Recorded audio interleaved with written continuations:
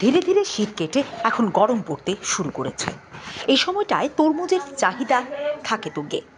তবে গত বেশ কিছু বছর ধরে রাজ্যে তরমুজের উৎপাদন নেই বললেই চলে। সোনামুড়ার সেই সুস্বাদু তরমুজ এখন আর জোটে না। কৃষকরা সেভাবে লাভের মুখ দেখে না, তাই অন্যান্য সবজি চাষেই মন দিচ্ছে তারা। ফলে তরমুজের জন্য অন্যান্য রাজ্যের মুখাপেক্ষী থাকতে হয় আমাদের। এই সময়টায় রাজ্যে তরমুজের চাহিদা পুরোটাই পূরণ হয় অন্যান্য রাজ্য থেকে আমদানি করে। যদিও এখন সারা বছরই পাওয়া যায় তরমুজ, তবে দাম বেশি থাকার ফলে মধ্যবিত্তের নাগালের বাইরেই থাকে। এখন প্রত্যেক দিন গাড়ি গাড়ি ভর্তি তরমুজ আসছে রাজ্যে, ফলে কিছুটা দাম কমার সম্ভাবনা রয়েছে।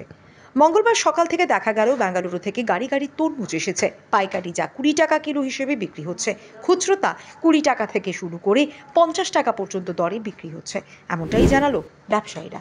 থেকে আয় আর দেখতেও সুন্দর, খাইতেও সুন্দর, আর দামও তো এমন বেশি নাই। 40-50 টাকা নর্মাল রেট আছে, আর লোকাল প্রোডাকশন তো হয় না, তবু এই অনুপাতে দাম ঠিকঠাক আছে। সস্তা, বাইরের থেকে সব তরমুজ, লোকালে কোনো তরমুজ নেই। এখন লোকালে কোনো তরমুজ হয় না, বাইরের থেকে তরমুজ হয়, খুব সুস্বাদু, খুব মিষ্টি। রেট এখন কম আছে, 30 টাকা 35 টাকা কেজি। বড় বড় গাড়িতে দুনিয়া গাড়ি তরমুজ, প্রচুর তরমুজ।